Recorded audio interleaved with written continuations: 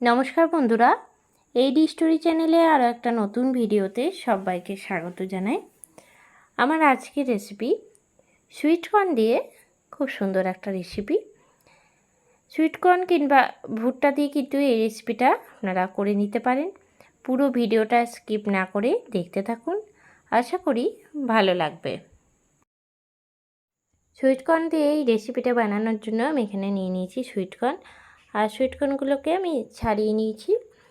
দিয়ে দিলাম জল, খুব ভালো করে আমি ধুয়ে নিচ্ছি। দুবার আমি খুব ভালো করে ধুয়ে নেব।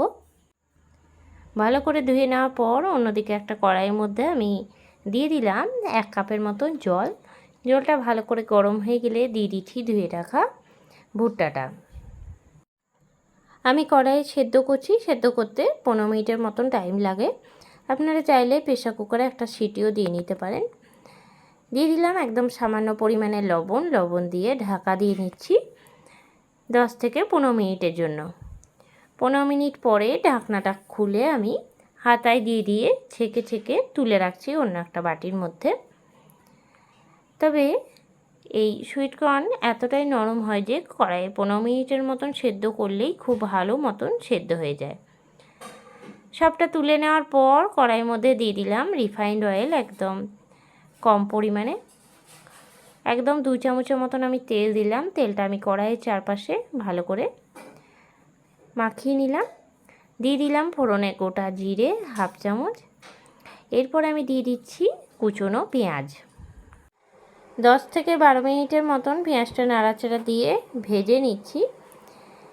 পেঁয়াজটা একটুখানি হালকা লাল হওয়া পর্যন্ত অপেক্ষা করব।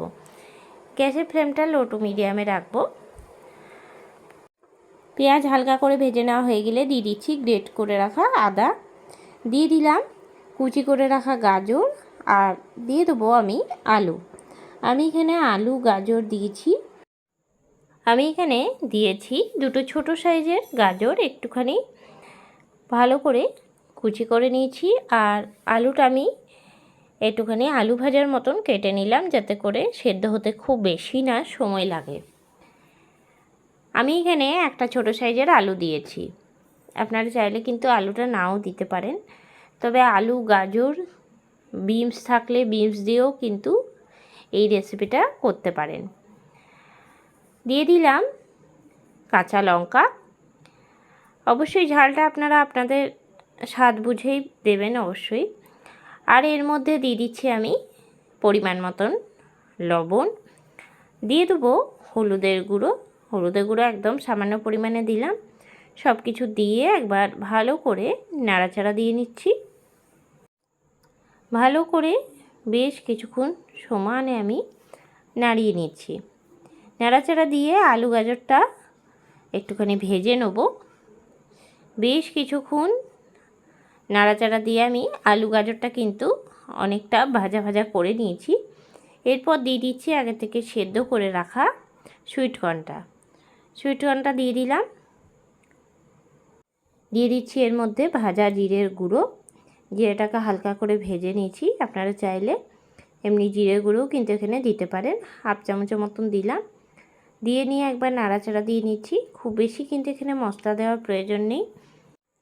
দিয়ে দেবো সামান্য পরিমাণে কাশ্মীরি লঙ্কার গুঁড়ো, 1/2 চামচের মতন দিয়ে দিলাম কাশ্মীরি লঙ্কার গুঁড়ো। একটুখানি কালার হওয়ার জন্য দিলাম, এটা স্কিপ করলেও কিন্তু হবে। নাড়াচাড়া দিয়ে নিচ্ছি। ভালো করে নাড়িয়ে নেওয়া হয়ে গেলে দিয়ে দেবো এর মধ্যে জলটা দিয়ে নাড়াচাড়া দিয়ে 10 থেকে 15 মিনিটের জন্য দিয়ে দেবো একটা চাপা ঢাকা। 10 থেকে 15 মিনিট পরে আমি ঢাকনাটা খুলে নেব। আলু গাজর আর সুইটকর্ন কিন্তু একদম সম্পূর্ণভাবে সেদ্ধ হয়ে গেছে। ঢাকনাটা খুলে ভালো করে আমি নাড়াচাড়া দিয়ে নিচ্ছি। দিয়ে দেবো সামান্য পরিমাণে চিনি, আর দিয়ে দিচ্ছি একদম সামান্য পরিমাণে গরম মশলা গুঁড়ো। চিনি আর গরম মশলা গুঁড়ো দিয়ে ভালো করে নাড়িয়ে নিচ্ছি।